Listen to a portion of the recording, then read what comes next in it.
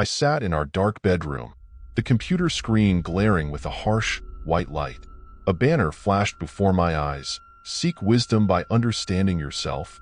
Chloe, check this out. I called over my shoulder to my girlfriend playing The Sims on her laptop. She glanced up, her brow furrowing in confusion before giving me a bemused look. What the hell are you looking at? She asked.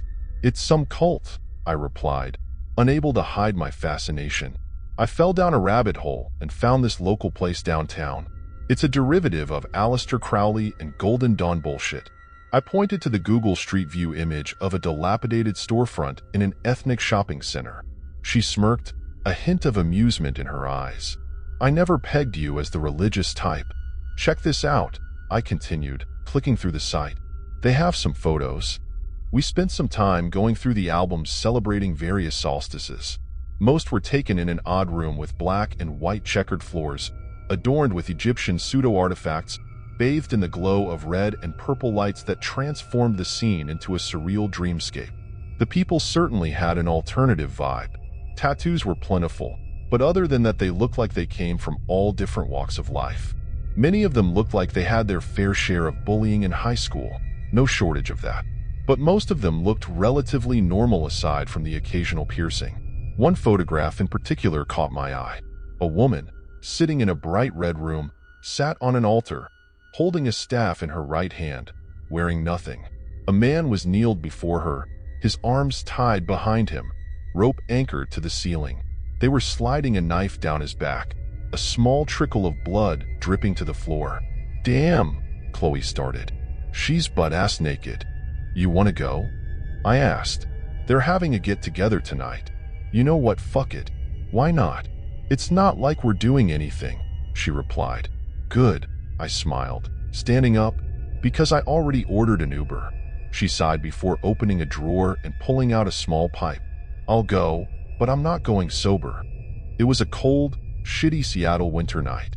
We got dropped off in the parking lot and spent a few minutes looking for the storefront.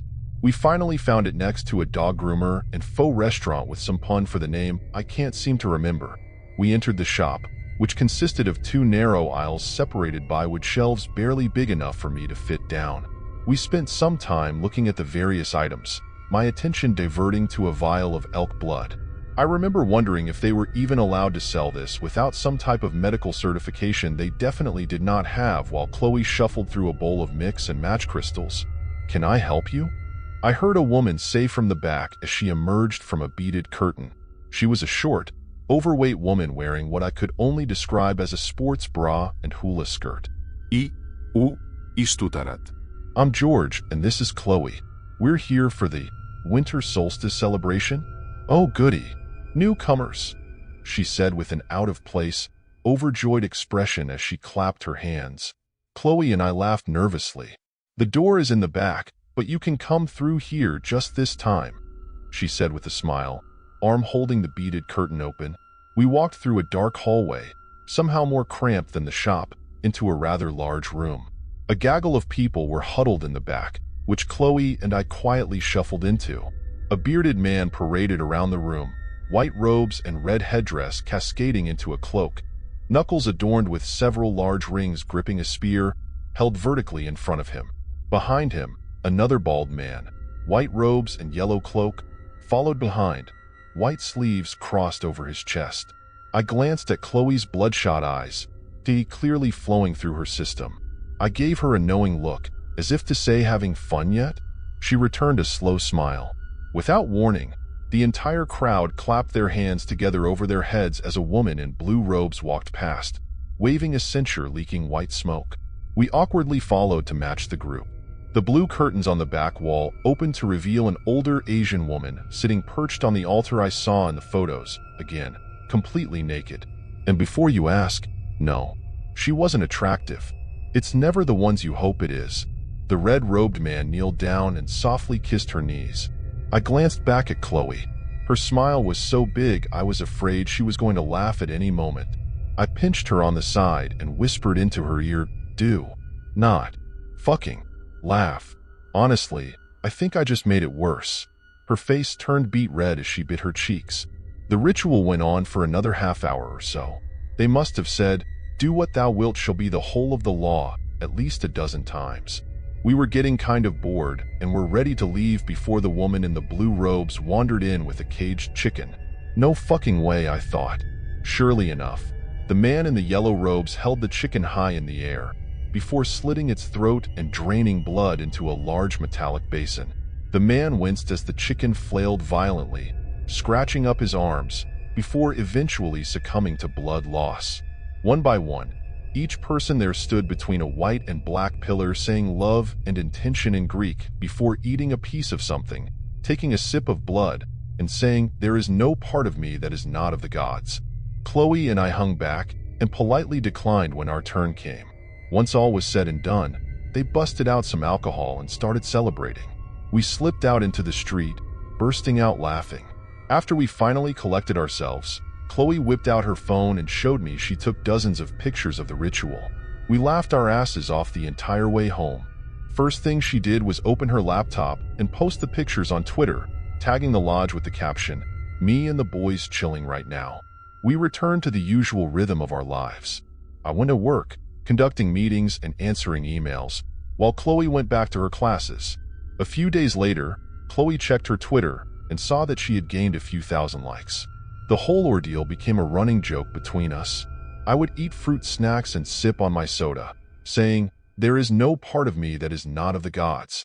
A few weeks later, we had mostly forgotten about it, except for the occasional recounting as a funny story to regale our friends. One night while Chloe and I were spending our evening the usual way with me on the computer and her on her laptop, I felt her furiously tap my shoulder while staring wide-eyed at the window. Confused, I took my headphones off and walked over, pulling back the curtain to reveal 6 people standing in black robes and animal masks watching us from the hillside. "What do we do? Should I call the cops?" Chloe whimpered. "No, they're just a bunch of LARPers. They're not going to do shit, just trying to scare us," I said angrily as I closed the blinds and hopped back on my computer. Chloe sat there for a few minutes in a tense pose with her arms folded together. She went to double-check the door was locked before we continued our night as normal. The next day, I got a text from Chloe frantically telling me to come home immediately. When I arrived, there was a squad car parked outside our building. I ran up the stairs to see 2 officers standing by Chloe in the doorway. I nearly shouted asking what was going on. They lead me inside to show me a massive black symbol drawn on our wall, a 6-pointed star made from one continuous line. We finished our police report, and they told us they'd get back to us if they find anything. I've been robbed often enough to know that means they're going to forget about this before they've even gotten back into their squad car. Furious, I stormed over to the shop and banged on the window. The hula skirt woman came over and cracked the door open just enough for me to see one of her eyes. "What the fuck do you think your little posse is doing?" Ich screamte her. "Breaking into my apartment like that? You all are fucking psychos." "I haven't any idea what you're talking about," she said with a sly grin. "Oh, yeah?" I said, pointing a finger in her face.